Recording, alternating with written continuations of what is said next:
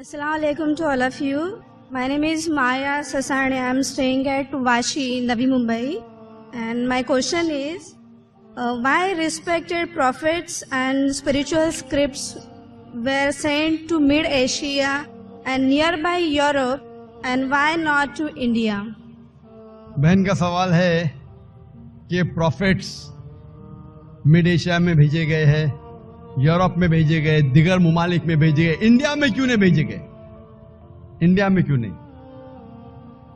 कुरान मजीद में साफ तौर पे लिखा है, साफ तौर पे सूरह राद में सूरह नंबर 13 आयत नंबर 7 में, वलिकुल्लि कौमिन हाद, हमने हर कौम में हिदायत देने वाला भेजा है।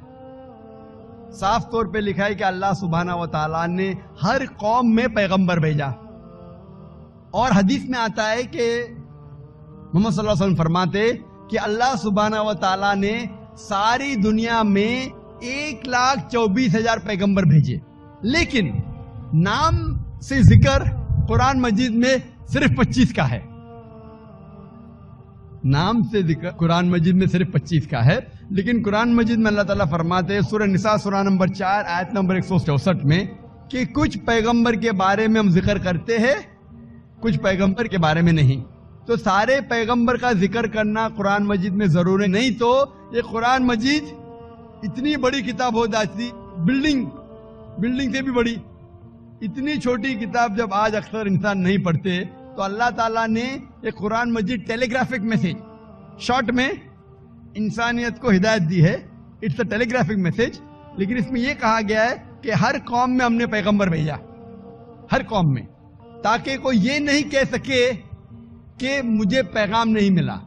इंडिया में भी अल्लाह ने पैगंबर भेजे हैं, नाम से हम उनका जिक्र नहीं जानते, नाम से उनका जिक्र कुरान मजीद में नहीं है।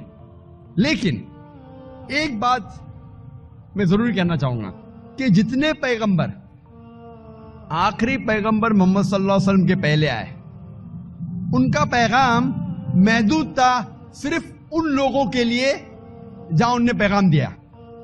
जितने पैगंबर भी आखिरी पैगंबर मोहम्मद सल्लल्लाहु अलैहि वसल्लम के पहले आए, उनका पैगाम महदूद था सिर्फ उन लोगों के लिए। लेकिन क्योंकि मोहम्मद सल्लल्लाहु अलैहि वसल्लम आखिरी पैगंबर है और इसके बाद कोई भी पैगंबर नहीं आएंगे, इसका जिक्र है सूरह अहज़ाब में सूरह नंबर 33 आयत नंबर 40 में कि मोहम्मद सल्लल्लाहु अलैहि वसल्लम आखिरी पैगंबर है।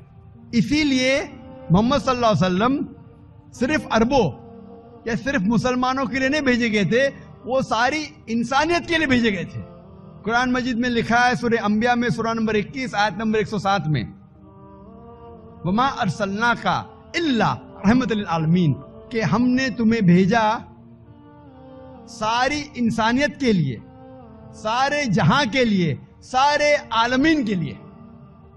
क्योंकि मोहम्मद सल्लल्लाहु अलैहि वसल्लम आखिरी पैगंबर थे, इनके बाद कोई पैगंबर नहीं आएगा, इसीलिए वो सिर्फ मुस्लिम या मुसलमान या अरबों के लिए नहीं, सारे इंसानियत के लिए भेजे गए थे। और कुरान मजीद के पहले कई पैगाम आए, कई वही आए, जितने पैगाम अल्लाह की तरफ से आए कुरान मजीद के पहले, वो सिर्फ महदूद थे चंद लोगों के लिए। लेकिन क्योंकि कुरान मजीद अल्लाह का आखिरी कलाम है, वो सिर्फ अरबों या मुसलमानों के लिए नाजिल नहीं किया गया था, वो सारे इंसानियत के लिए नाजिल किया गया है। और इसका जिक्र आता है सूरह इब्राहिम में सूरह नंबर 14 आयत नंबर 52 52, और सूरह बकरा सूरह नंबर 2 आयत नंबर 185 में कि हमने ये कुरान सारी इंसानियत को हिदायत के लिए नाजिल किया है। तो इसीलिए आज कुरान और मोहम्मद सल्लल्लाहु अलैहि वसल्लम का पैगाम सिर्फ मुसलमानों या अरबों के लिए नहीं, पहले जितने पैगंबर आए, जितने भी अल्लाह के कलाम भेजे गए, वो सिर्फ महदूद थे कुछ लोगों के लिए। आज आप चाहे हिंदुस्तान में रह रहे हो, या यूके में, या सऊदी अरेबिया में, या यूएसए में, या कनाडा में, सारी इंसानियत को मानना चाहिए आखिरी पैगाम कुरान मजीद और आखिरी पैगंबर मोहम्मद सल्लल्लाहु अलैहि वसल्लम। इसीलिए इसका जिक्र, मोहम्मद सल्लल्लाहु अलैहि वसल्लम का जिक्र सारे दिगर मज़ाहिब में है कि ये आखिरी पैगंबर आने वाले हैं। बाइबल में है, हिंदुओं के किताब में है, पारसियों की किताब में है, यहूदी की किताब में है। इसीलिए आज आप चाहे दुनिया में किधर भी रह रहे हो, کوئی بھی خاندان میں پیدا ہوئے ہوں گے، آپ کو ماننا چاہیے قرآن مجید اور ماننا چاہیے آخری پیغمبر محمد صلی اللہ علیہ وسلم. آپ ask one more question. جی ہاں بہن. مطلب اسلامزم میں ری بورن ہونا یعنی دوسرا جنم تو ہے نہیں، رائٹ؟ تو پھر ہاں قیامت کے وقت اللہ سب کو پھر سے مطلب یہ کریں گے، تو وہ مجھے کنسیپٹ سمجھ میں نہیں آیا. بہن نے پوچھا کہ اسلام میں ری بورن ری برتھ تو نہیں ہوتا ہے، پھر سے آپ دنیا میں پیدا نہیں ہوتے، لیکن آخرت میں پھر سے اٹھایا جب اس کا کانسیپٹ نہیں سمجھے. آپ اگر پڑھیں گے یہ جو کانسیپٹ ہے ہندو دھرم میں جو ری برتھ کا، یہ کانسیپٹ کچھ کتابوں میں ہے، لیکن اونچی کتاب اگر آپ پڑھیں گے Veda, the cycle of birth and rebirth is called samskara. Sanskrit میں اسے کہتے سمسکارا. یہ ہندو ودوانوں نے پنڈتوں نے اس کا ذکر کیا، لیکن اس کا ذکر وید میں کہیں نہیں آتا ہے. وید میں کہا گیا ہے پنرجنم. پنرجنم سنا آپ نے؟ بہن سنا ہے؟ جی ہاں. پنر کی مطلب پھر سے واپس، پنر کا مطلب نیکسٹ، واپس. ٹھیک ہے مان گیا. پنر مطلب نیکسٹ، اگلا، واپس. جنم مطلب لائف، جنم مطلب زندگی، پھر سے زندگی، واپس زندگی. اس سے اسلام کو کوئی حرج نہیں. اسلام بھی اس میں مانتا ہے. اسلام میں بھی اللہ تعالیٰ فرماتے سورہ بقرہ میں کہ اللہ تعالیٰ نے آپ کو زندگی دی، پھر موت دی، پھر سے زندگی دی. یعنی اسلام میں بھی ہم مانتے کہ بچے پیدا ہوتے بیمار، کچھ پیدا ہوتے اچھی صحت کے ساتھ، کچھ بچے پیدا ہوتے اپاہج، کچھ اچھی صحت کے ساتھ، کچھ امیر کچھ غریب. تو خدا بھگوان انجسٹ نہیں ہو سکتا. بھگوان ہمیشہ جسٹ ہے. ان کو یہ نہیں سمجھ میں آتا تھا بچہ کیسا اپاہج پیدا ہوا، بچہ غریب کیسا پیدا ہوا. تو ان نے اپنی سوچ سے سوچنے لگے کہ بھگوان تو غلطی نہیں کر سکتا، اسی لیے یہ بچے نے پہلے جنم میں غلطی کیا ہے گا اس لیے ابھی اپاہج پیدا ہوا، پہلے جنم میں کچھ غلطی کیا اس لیے غریب پیدا ہوا، پہلے جنم میں اچھا کیا تو امیر پیدا ہوا. یہ ان کی سوچ ہے، یہ آپ کے وید میں نہیں لکھا ہے.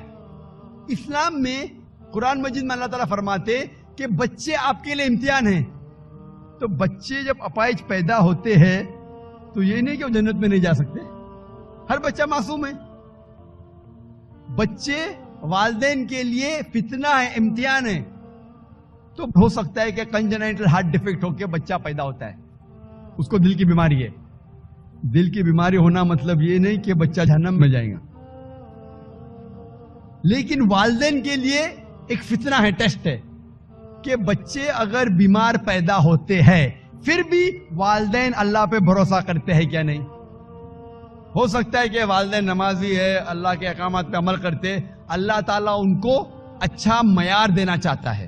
مثال کے طور پہ آپ جب پاس کرتے ہیں گریجویشن تو آپ بی اے پاس کر دیے، بی اے بن گئے، لیکن جب آپ M B B S exam دیتے آپ کے نام کے آگے لگ جاتا ہے ڈاکٹر.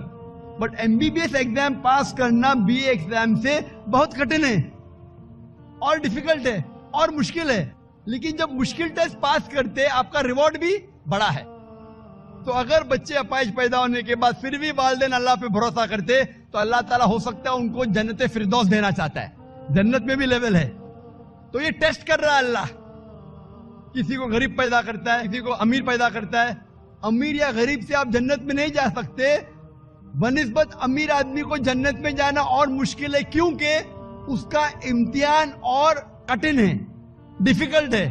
کیونکہ امیر کو چیریٹی دینے کا ہوتا ہے، غریب کو چیریٹی نہیں دینے کا. زکات کے اندر غریب کو فل مارکس 100 آؤٹ آف 100. امیر ہو سکتا ہے بولے گا میں نہیں دوں گا تو 0 ملا، ہو سکتا ہے وہ آدھا دے رہا ہے آدھے مارکس ملیں گے. غریب کو 100 آؤٹ آف 100.